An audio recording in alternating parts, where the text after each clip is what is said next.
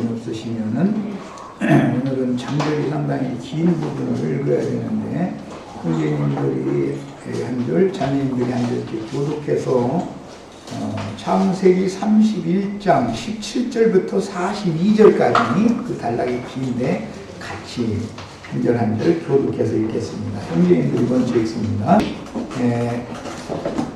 장절이 상당히 긴 문구로 되어 있는 부분을 오늘 우리가 읽었는데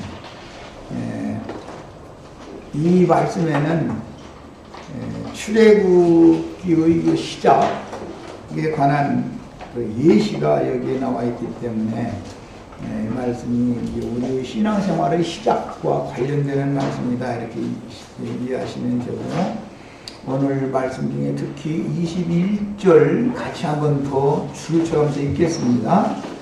그가 그의 모든 소유를 이끌고 강을 건너 기브야산을 향하여 도망한 지 사흘 만에 이렇게 되어 있어요.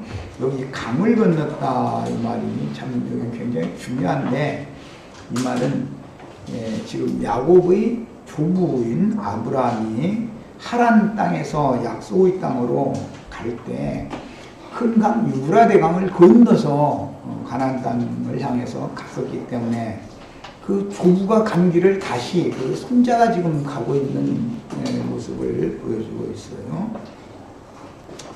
성경에 이제 이 강을 건넌 첫 번째 강을 이렇게 건너고 나서 나중에 요단강을 야곱이 두 번째 강을 다시 한번 또 건너서 베델 아버지 하나님의 집으로 가게 됩니다. 그러니까 성경에는 강을 두 번 건너는 이야기가 계속 나오고 있어요. 그런데 출애굽기에서 첫 번째 강을 건너는 건 홍해바다를 건넜고, 두 번째 강을 건너는 때는 마찬가지로 요단강을 건넜어요. 성경에서 이렇게 강을 건너는 이야기는 참 중요하게 제시되고 있다는 걸 아셔야 되겠고, 고대 사회에서는 강을 건너서 간다라는 것은 그 지역을 완전히 떠난다라는 뜻일 뿐 아니라 이것은 영적으로 보자면은 먼저는 속세를 떠난다. 첫 번째 강을 건너는 것은 그런 뜻이고, 본토 친척 아비집을 떠나서 하나님을 만나러 첫 번째 출발하는 그런 것을 말하는 거고, 두 번째는 요단강을 건너서 이제 하나님 앞에 이제 하나님 주신 기업을 취하러 들어가는 것을 말하는 것이기 때문에 신약 성경에서는 이런 이제 두 단계의 그 과정을 계속 강조를 해서 가르칠 때, 먼저는 부르심을 받고 그 다음에는 빼내심을 받는다 표현을 이렇게 합니다. 세상에서 부르심을 받으면 광야 생활을, 광야 교회 생활을 하게 되죠. 이제 길라산에서 맹세하는 말씀으로 이어지게 됩니다. 이제 두 번째 강을 건너면 하나님의 집에 이제 가게 되는 거예요. 다 상징들입니다. 이런 큰 개념을 가지고 말씀을 양이 많기 때문에 자료를 해드렸는데 자료 말씀을 가지고 읽어보도록 하겠습니다. 아내들이 야곱의 설득에 깨달음을 받고 하나님께서 명하신 일을 준행하도록 협력하네. 이것은 31장의 첫 단락에서 그랬었죠. 아내들이 반대했으면 야곱도 떠날 엄두가 나지를 않죠. 그런데 아내들이 야곱의 하나님께서 이렇게 계시하셨고 나를 이제는 떠나서 나의 참 본향으로 돌아가라고 하나님이 지시하셨다. 베델이 하나님이, 베델에서 만나셨던 하나님이 베델 하나님께로 와서 제사를 드리라고 명하셨다. 그 얘기를 하니까 그 아내들이 그렇게 하시라고 이렇게 이제 아내들이 대답을 했기 때문에 야곱이 아내들과 자식들과 그 다음에 얻은 우양떼를 이끌고 지금 이제 그 하란 땅을 나홀성을 떠나는 이야기예요. 아람어, 이제 그 수메르 문명이라고 역사에는 그렇게 말하는데, 그 셈 문명권의 세모에서는 아들이라는 용어가 굉장히 특징이 있습니다. 흔히 하나님의 아들 예수 그리스도, 하나님의 아들이십니다. 저는 그 그리스도시요 살아계신 하나님의 아들이십니다. 이런 고백. 마태복음 5장 9절에 보면 화평케 하는 자는 복 있나니 하나님의 아들이라 일컬음을 받을 것이며 이런 표현이 나오죠. 누가복음 15장 19절에도 보면 둘째 아들이 아버지 집으로 돌아오면서 하는 말이 이제부터는 나를 아들이라 일컬음 받는 것을 내가 감당치 못하겠습니다. 아버지에게 이렇게 고백을 하는 내용이 나와요. 그래서 이 아람 족속들의 그 개념에서 아버지 아들이라고 하는 이 관계의 특성을 잘 우리가 알고 계셔야 됩니다. 우리나라 사람들도 그런 개념이 약간은 있지만 예를 들어서 어떤 악인에 대해서 가장 심한 욕을 하면은 그놈이 그 애비 닮아서 그런다 이렇게 우리나라 사람들도 이렇게 말하죠. 좋은 일이 있으면은 우리 저 아들 딸 보고 어머니들이 너는 이렇게 아버지를 닮아서 이렇게 참 말도 잘 듣고 착하고 공부도 잘하고 잘한다 이런 말을 많이 좀 해주셔야 되겠어요. 그런데 대부분은 그 반대로를 사용하시죠. 그러시면 안 되겠어요. 아버지와 아들이라는 관계는 셈족의 언어에서는 꼭 빼닮았다, 똑같다 그런 뜻이고, 그 다음에 상속자다 그런 뜻이에요. 그들이 언어 문화가 그런 거예요. 아들은 당연히 상속을 받죠. 이제 상속에 관한 말을 할 때는 딸이라는 말을 하지 않습니다. 이게 아람 족속들의 언어, 아람어의 특성이에요. 그 세머라고 그러죠. 특성입니다. 그러니까 그런 개념을 알아야 신약 성경에 화평케 하는 자는 하나님의 아들이라 일컬음을 받는다 그러면 그러면 하나님의 아들이라 일컬음 받는다라고 말할 때 앞에 화평케 하는이라는 수식어가 붙어 있는 것을 전제로 하기 때문에 이것은 하나님이 모든 죄인들이라 할지라도 화목되기를 원하시는 분이 하나님이다. 그러니까 하나님의 아들이라고 하는 말을 들으려면은 원수를 지지 않는 사람, 원수 관계도 서로가 좋게 화해하고 푸는 사람, 이런 사람 보고 꼭 그 아버지가 그러신 아버지를, 하나님 아버지가 그런 분이기 때문에 그 사람도 그런 그런 마음을 가지고 또 빼닮았다, 그런 개념으로 하는 말인 거예요. 둘째 아들이 돌아오면서 한 말도 아들이라 일컬음 받는 것을 내가 감당치 못하겠습니다. 그 말은 개념이 그런 개념을 가지고 하는 거예요. 아버지와 나는 빼닮은 사람이고 나는 상속자다, 그런 개념인 거예요. 그런데 아들이 생각할 때 뉘우치면서 생각해 보니까 아버지에 대해서 너무 오해하고 있었다가 이제 아버지를 알고 보니까 나는 아버지와는 너무 좀 맞지 않는 사람이네요, 그런 뜻이 되는 것이죠. 이런 그 아람어에 대한 언어 개념을 좀 잘 알고 계셔야 되겠어요. 왜 내가 오늘 이 단락에 와서 이 얘기를 먼저 잡고 하느냐면은 라반도 앞에 이제 나아가서 보면 약조 맹세를 할 때 그 아버지의 이름으로 맹세를 하죠. 야곱도 그 아버지의 이름으로 맹세를 해요. 자꾸 아버지와 아들의 관계라는 것이 셈족들의 관계는 일반 세상 사람들의 그런 개념과는 다른 특별한 관계다. 그것을 아셔야 되겠어요.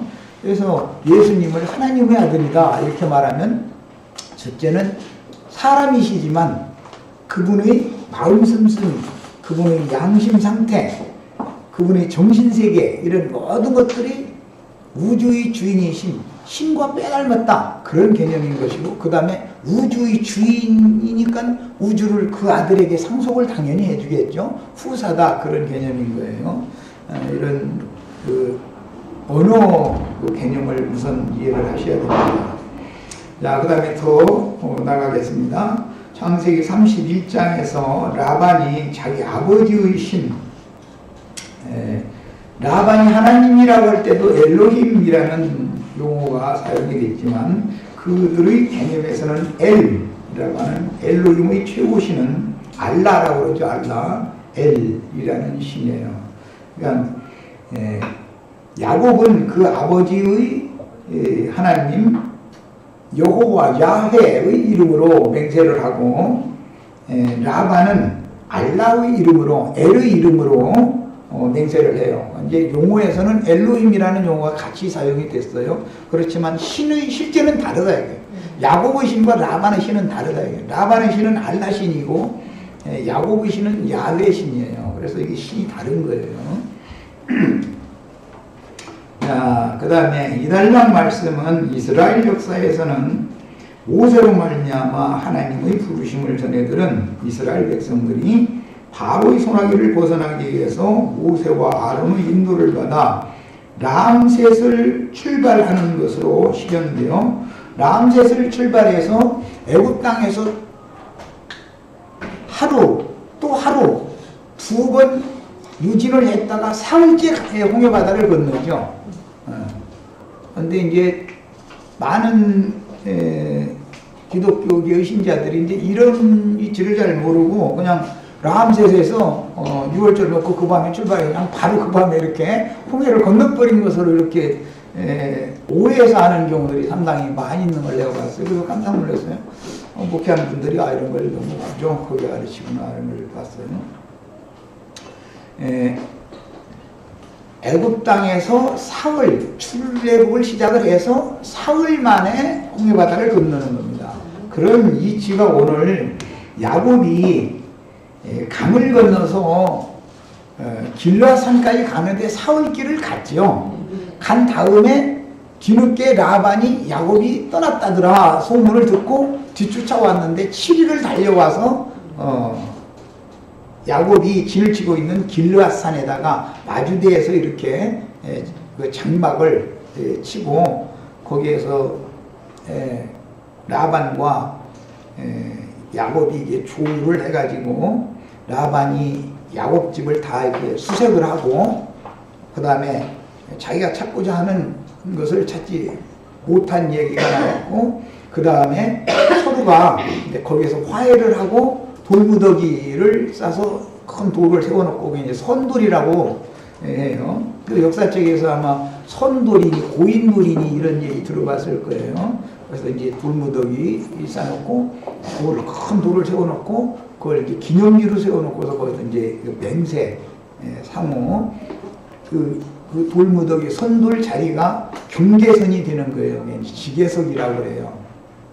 해가지고 라반이 거기를 넘어가면은 야곱의 영역을 침입하는 거예요. 침략하는 거예요. 그 다음에 야곱이 또 그 지계석을 건너서 그 하란 쪽으로 북쪽으로 가면은 유삼촌 땅을 침공하는 것이 되는 거예요. 이 상호 불가침 조약을 거기서 맺었어요. 그것은 이제 조약이라고 그래 맹약이다 이제 이런 말 하는데 그 다음에 라반은 더 이상 야곱을 추격하면 안 되는 거예요.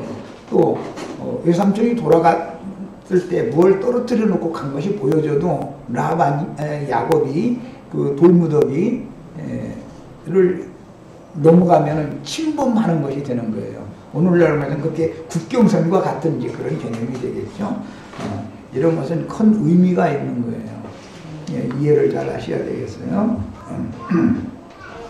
결국은 아무리 이세상 신박여 큰 권세를 가지고 있어도 주님의 자녀들이 사울길을 도망간 이후에는 마귀가 더 이상을 쫓아오지 못하게 되어 있는 거다. 하나님이 지킨다 이제 그런 걸 상징하는 거예요. 우리 지체들은 신앙생활을 시작을 했을 때 이런 확고한 믿음을 가지고 출발하셔야 되는 거예요. 나의 모든 인생이 이제 앞으로는 책임을 라반이 좌지우지할 수 있는 게 아니고 내 아버지의 하나님 이삭이 섬기던 하나님 그 조부 아브라함이 섬기던 하나님 야훼께서 책임지신다라고 하는 믿음을 이제 갖고 신앙 출발을 이렇게 확실하게 해야 되는 거예요.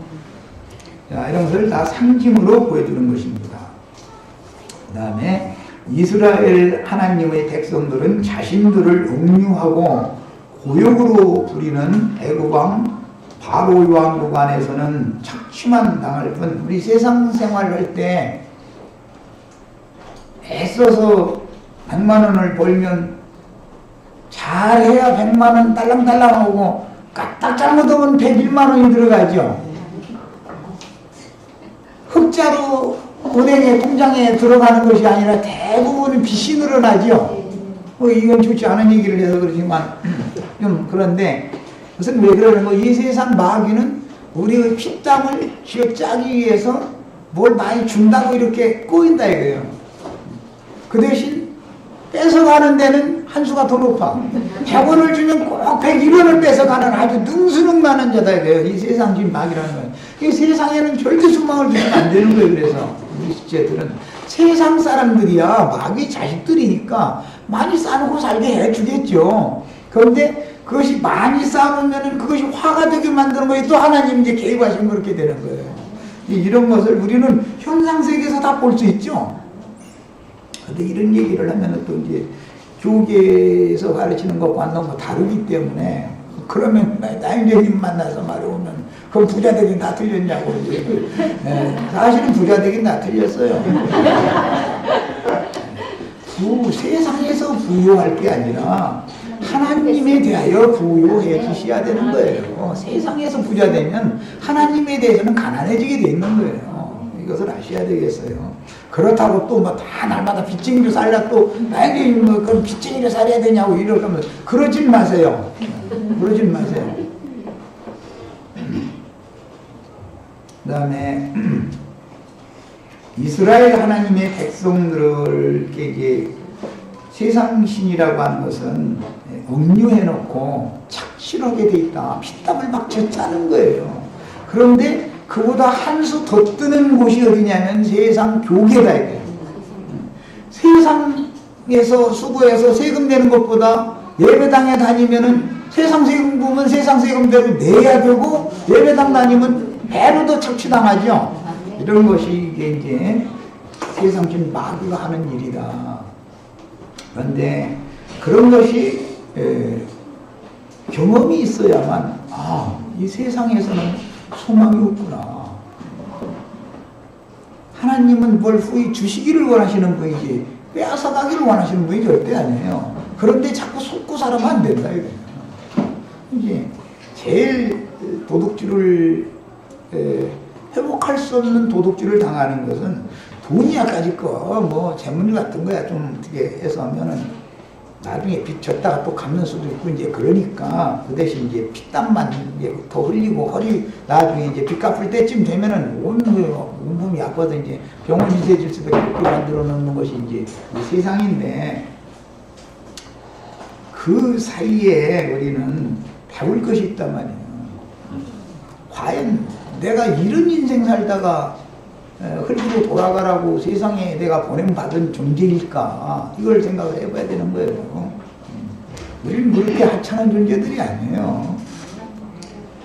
우리 형제 자매님들은 그래서 자기에게 하나님이 부여해 주신 시간을 도둑맞는 인생을 사시기를 마시기를 바라요. 오늘 이후로는 제일 중요한 것은 시간이에요. 그래서 우리 세월을 아껴야 돼요. 세월 아끼라고 하면 세월호 생각을 하네. 시간을 아끼셔야 돼요. 젊은 청년들은 부지런히 열심히 최선을 다해서 공부하고 세상에서 자기와 자신의 후손이 살아남을 수 있는 조건을 구비를 할 줄 알아야 돼요. 훌륭한 전도자들은 대부분의 일과 말과 일 이런 것을 다 능통한 사람이래야 훌륭한 전도자가 되는 거예요. 우리 이 신앙의 그 계보에는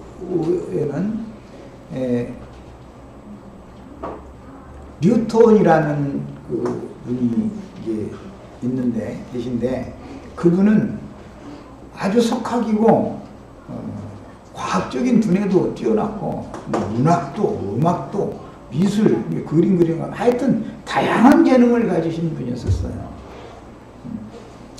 그만큼 옥스퍼드 대학에서 아주 석좌 교수로 계속 있어달라고 그러는데도 나중에 이제 신앙 문제 때문에 갈등이 생기고 이제 이런 것 때문에 석좌 교수로 끝까지 있지는 못했었지만 그렇게 훌륭한 분들이에요. 드와이트 무디라는 분 얘기 들어봤을 거예요. 그분은 아주 굉장히 뛰어난 지식과 지혜와 많은 학식과 이런 걸 가지고 있었을 뿐 아니라 음악이라든지 그림이라든지 모든 것에 아주 조예가 깊은 분이에요. 시도 그렇게 아주 깊이 있는 시를 잘 쓰시고. 그런데 그런 분들이 우리 신앙의 선조들이에요.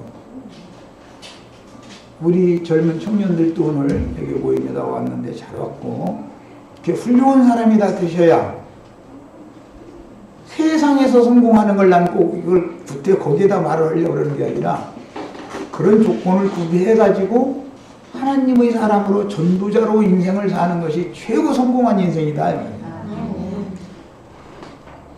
뭔가가 잘 갖춰진 사람이 전도를 하면 바울이나 모세나 이런 분들은 많이 갖춰진 분들이기 때문에 그만큼 크게 쓰임받잖아요. 나같이 이렇게 배움도 짧고 이런 사람들은 뭔 큰 일을 못해요. 하나님이 그릇에 맞춰서 일을 시키시기 때문에. 그래서 우리 지체들 쪽에서는 아주 큰 하나님의 종들이 많이 이렇게 배출되기를 바랍니다. 그 다음에 서두에 말씀을 나눴었던 것처럼 야곱과 그 가족이 외삼촌 댁인 그 하란 땅 나홀성을 지금 떠나서 그 아버지 이삭 그 조부 아브라함이 섬기던 하나님 베델에 계신 하늘의 하늘 아버지께로 돌아가는 이야기를 지금 오늘 우리가 예시적인 이야기를 읽었는데 이건 출애굽기에 대한 예시다 그 말이에요.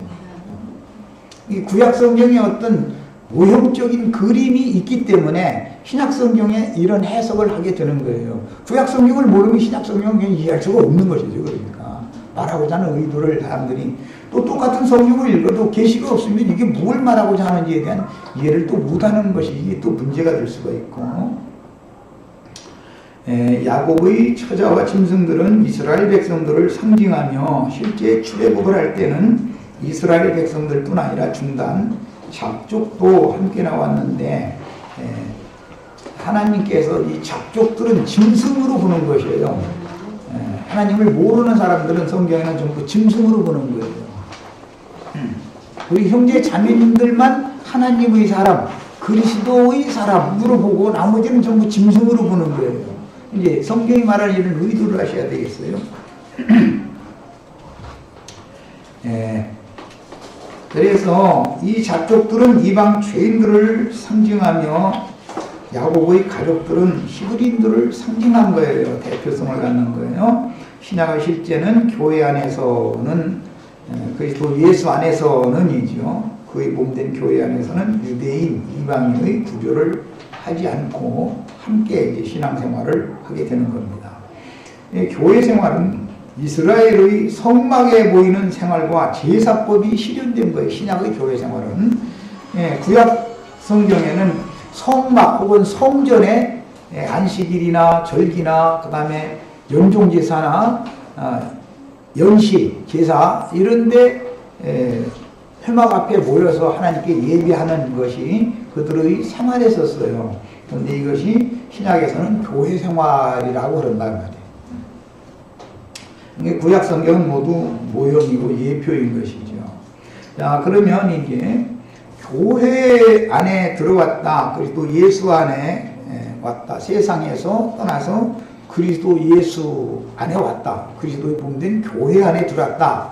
교회에 있는 많은 지체들 중에 한 지체가 되었다.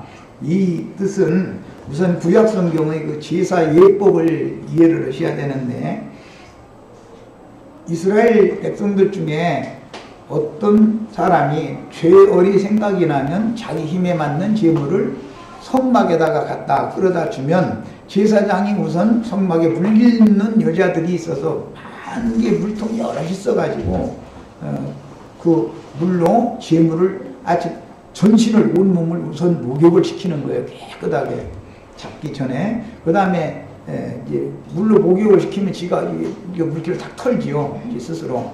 이제 물기를 다 턴 다음에는 제사장이 끌고 들어가서 멱을 따는 거예요. 그래가지고 이제 피를 받아가지고 피를 번제단 뿔에다가 바르고 그 다음에 제단 앞뒤 사방에다 이렇게 피를 뿌려요.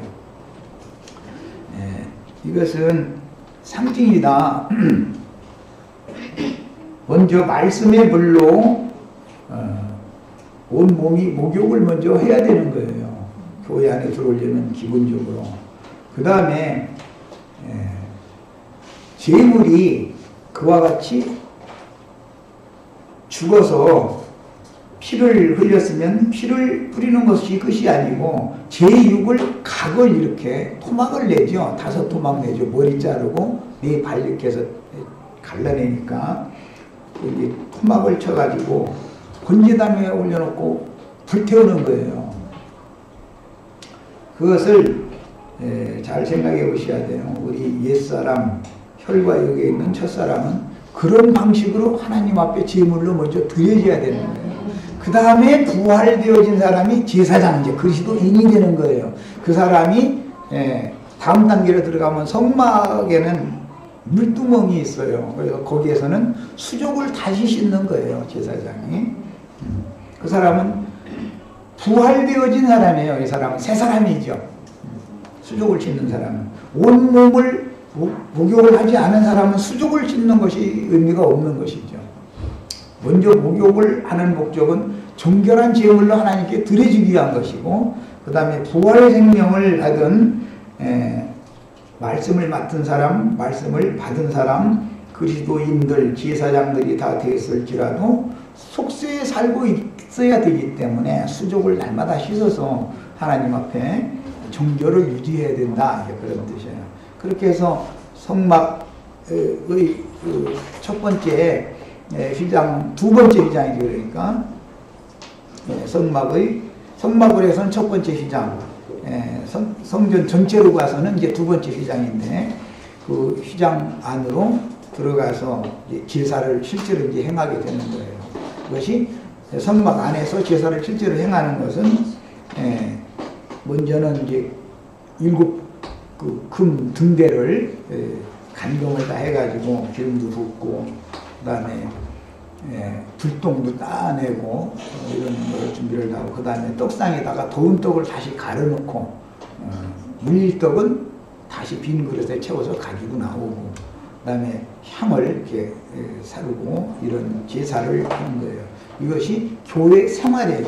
이 교회 안에 일단 들어오면, 회막 안에 일단 들어오면 이제 당연히 들어가는 과정도 필요하고, 들어오는 것이 허락이 된 사람이면, 교회 안에 있는 지체면 이 3가지 제사하는 법을 알아야 된다 이거예요. 떡을 진설하는 것도 알아야 되고, 그 다음에 어둠의 밤바다인 이 세상을 비추는 등으로서의 역할을 어떻게 해야 되는 것을 여기서 이것을 훈련을 하는 거예요. 그 다음에 하나님 앞에 무엇을 기도할 것인가, 기도를 당연히 해야 되는 것이고, 교회 생활이라는 이 3가지가 빠지면 교회 생활이 아닌 거예요. 자, 그 다음에 더 나가는 말씀을 보겠습니다. 이스라엘이 애굽을 떠나는 목적은 광야로 사흘길쯤을 가서 여호와께 희생을 드리려는 목적이었습니다. 출애굽기에 보면 이 말씀이 반복해서 나오죠. 우리가 광야로 사흘길쯤 가서 우리 하나님 여호와께 제사를 드리려 합니다. 왜 떠나려고 그러느냐, 자꾸 바로가. 그런데 사흘길쯤 광야로 가서 거기서 제사를 하려고 그런다. 우리 하나님은 애굽에서 드리는 제사를 받지 않고 애굽에서 떠난 사람들이 제사만 받으신다고 한다. 그걸 자꾸 얘기를 하죠. 그러니까 우리 형제 자매님들이 이런 중요한 원리도 알아야 돼요. 그 세상에 나 혼자 나 홀로 거기서 성경 읽고 기도하고 그러면 안 되느냐, 이런 사람들이 있죠. 너무 잘난 사람이에요. 그렇게 똑똑하고 잘난 사람들이 그런 사람들이 많죠. 반드시 교회로 모여야 되는 거예요. 회막 앞에 모여서 하나님을 섬기는 거예요. 그 사람이 떠난 사람이에요. 세상에 혼자 남아서 날마다 기도하고 성경 읽고 그런다고 구원 받는 게 아니에요. 교회를 통해서 구원을 받는 거예요. 방주를 통해서나 구원을 받는 거예요. 이런 원리를 아셔야 되겠어요. 그 다음에 애굽의 고센 땅에서 유월절을 먹고 홍해를 건너 광야로 나오므로 중생의 씻음과 성령의 새롭게 하심을 받은 성도들은 광야 교회의 생활의 연단 과정에서 겉사람은 후패되나 세상에서 고생하는 것이 구원의 방편이 아니죠. 세상에서 고생한다고 구원받는 게 아니죠. 세상에서 사는 사람들 보면 우리보다 고생을 수십 배로 더 하는 사람도 수없이 많죠. 그런다 해서 사람들이 구원받는 건 아니잖아요. 광야에서 연단받는 것과 성경이 이제 고생한다라는 말과 고난당한다라는 말은 전혀 개념이 다른 거예요. 고난을 당한다라는 건 하나님이 나를 연단시킨다라는 개념이고, 고생한다라는 건 내가 뭔가를 잘못하고 세상에서 뭘 욕심을 내고 어떻게 다 보면 실패가 돼가지고 고생하는 경우고, 전혀 성경이 다루는 바가 다른 거예요. 용어 자체도 정확하게 해석을 하는 게 필요해요. 우리는 당연히 교회 생활로 들어오면은 고난받게 돼 있는 것이다. 광야 교회 생활하게 돼 있는 것이다. 라는 걸 아셔야 돼요. 세속교회에서는 세상에서 뭐 잘, 세상사가 안 됐는데, 예배당에 이렇게 나왔더니 막 뭐가 잘 됐다. 이렇게 가르치죠. 그것은 성경의 진리와는 반대되는, 안 맞는 말을 하고 있는 것이죠. 교회 생활 안에 들어오면 세상에서 더 하던 일이 안 돼야 맞는 것이지, 세상을 떠났는데 안 돼야 맞는 것이지 세상 일이 더 잘 된다는 게 말이 안 맞는 말이잖아요, 기본적으로. 그래서 아브라함을 하란 땅을 떠나서 본토 친척 아비집을 떠나서 내가 네게 가라 지시하는 땅으로 가면 복 준다고 그랬는데, 사실은 복이 온 게 아니죠. 기근이 와가지고 애굽으로 먹을 것 찾으러 갔다가 애굽에 갔더니 아내까지도 바로 왕한테 뺏기고 이제 이런 수치를 당할 정도까지 그것을 먼저 당해야 되는데, 교계에서는 이 진리를 너무 반대로 가르치는 거예요. 세상에서도 어떤 사람들은 예수 믿으라고 그러면 안 믿는다고. 왜 안 믿느냐고. 예수 믿으면 뒤집어진다더만 이런 소리를 해요. 그거 맞습니다. 예수 믿으면 뒤집어지는 겁니다. 정신세계, 그가 추구하는 바가 전혀 다른 세계를 추구하게 되기 때문에 세상의 종이 아니기 때문에 세상신 마귀가 박해를 가하게 돼 있다 이거예요. 매사를 회방하게 돼 있어요. 그런 가운데서도 하나님이 끝까지 지켜주시고 책임져 주신다라고 하는 이제 믿음으로 사는 법을, 순종하는 법을 연단 가운데서 배워야 되는 거예요. 이제 이 사람이 정상적인 신앙인인 거예요. 그 다음에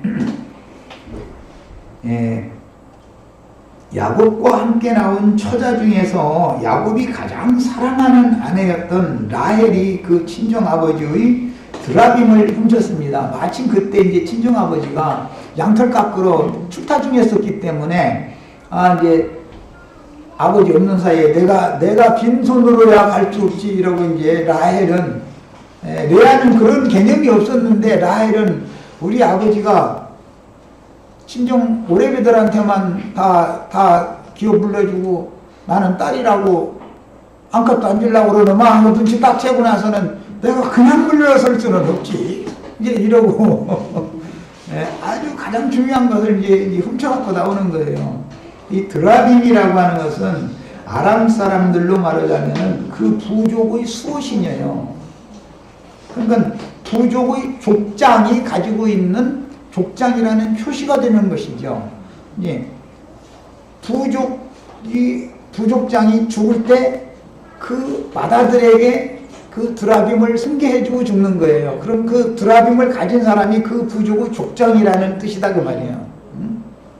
그러니까 라헬은 벌써 아람 족속들의 전통과 문화를 이미 다 알고 있었기 때문에 내가 내 친정아버지의 드라빔을 가지고 가면은 친정아버지를 곡할 때 되면 친정아버지 이제 장사하러 와야 될 거 아니에요. 그때 딱 와가지고 자기 맏아들 딱 앞에다 세워놓고 나서 드라빔을 딱 내놓으려고 그런 거예요. 그러면은 친정아버지의 모든 기업이 자기 아들에게로 이게 승계가 된단 말이야. 이제 이런 것을 노렸었던 거예요. 근데 여기 이제 글자적으로 그런 거 안 써 있으니까 이 셈족의 문화를 알아야 된단 말이에요. 그래서 상속권이다 그래요. 장자 상속권의 표시, 증표예요. 그게 드라빔이라고 하는 것은.